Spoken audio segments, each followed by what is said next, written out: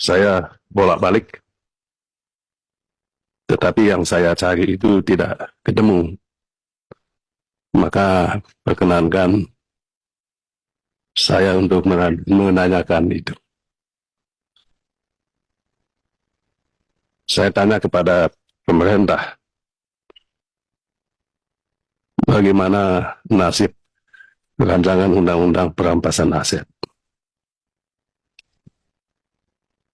Tidak ada di sini.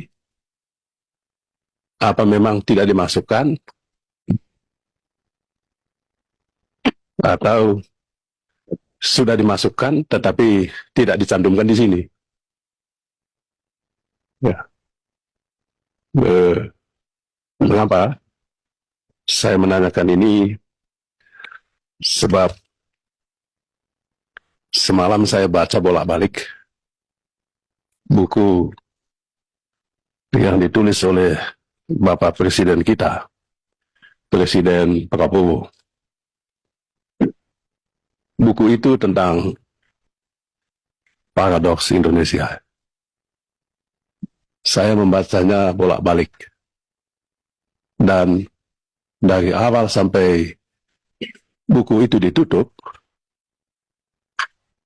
semangatnya adalah semangat beliau, kegelisahan beliau tentang korupsi yang sudah merajalela. Saya rasa Presiden kita, kegelisahan beliau dirumuskannya dengan sangat singkat dan gamblang, cesplong di dalam bukunya itu. Dan inilah visi misi beliau untuk Indonesia maju. Tidak mungkin Indonesia maju, kata dia, kalau pemerintahannya tidak bersih. Berulang kali beliau mengemukakan itu di dalam buku Paradoks Indonesia. Dan saya yakin Bapak Ibu sekalian juga mendukung itu. Nah, tetapi apa yang disampaikan beliau, apa yang menjadi kegelisahan dan harapan beliau tidak nampak di dalam agenda prolegnas ini. Nah, kalau DPR masuk akal lah. Karena DPR ini kan 9 kepala, 8 kepala ya, 9 lah dengan DPD. Tetapi pemerintah kan 1 kepala. Nah, oleh sebab itu saya mohon penjelasan pemerintah tentang ini. Rancangan undang-undang perampasan aset, bahkan kalau bisa, pemerintah harus ambil inisiatif untuk mengajukan usulan rancangan undang-undang revisi undang-undang KPK, manakala perlu juga revisi undang-undang tindak pidana korupsi. Itu usulan saya. Nah, usulan ini mungkin tidak usah dijawab, tetapi yang saya mohon tadi penjelasan, saya punya hak untuk mendapatkan penjelasan itu. Mohon pemerintah menjelaskan itu dalam waktu yang tepat, saat ini juga.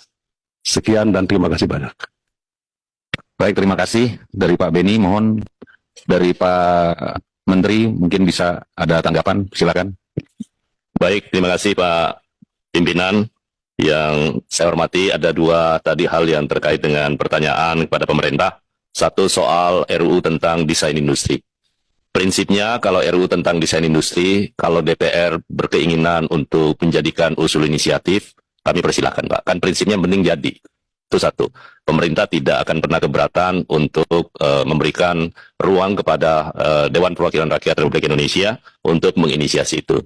Hanya mungkin karena ada kebijakan dari pimpinan Badan Legislasi bahwa satu alat kelengkapan DPR untuk sementara bisa menyelesaikan satu rancangan undang-undang, kemudian nanti berikutnya bisa diisi lagi, itu yang membuat pemerintah mungkin memasukkan itu. Tapi kalau itu dianggap penting bagi DPR untuk melanjutkan, terutama teman-teman dari Komisi 6, sebagai alumni Komisi 6 saya setuju Pak Prof. Darmadi. Itu satu Pak. Yang kedua, terkait dengan RUU perampasan aset. Pemerintah tetap berkomitmen sama. Karena itu di dalam rancangan tentang prolegnas kita tahun 2025-2029 itu tetap masuk dalam program legislasi nasional jangka menengah. Kenapa sekarang belum pemerintah ajukan? Karena periode yang lalu pemerintah sudah mengusulkan menjadi usul inisiatif. Tetapi perdebatan di parlemen itu masih cukup dinamis. Karena itu, pemerintah akan melakukan dialog lebih awal terkait dengan kajian-kajian yang sedapat mungkin itu bisa dilakukan. Termasuk saya berterima kasih, saya mengikuti perkembangannya, dinamikanya, termasuk di Badan Legislasi. Tadinya dibahas di Komisi 3, kemudian Komisi Badan Legislasi melakukan diskusi, bahkan menyangkut soal perubahan nomenklatur judul. Apakah benar yang dimaksud itu adalah perampasan aset atau pemulihan aset, aset recovery. Nah, karena dua saham kita masing-masing kan 50% nih.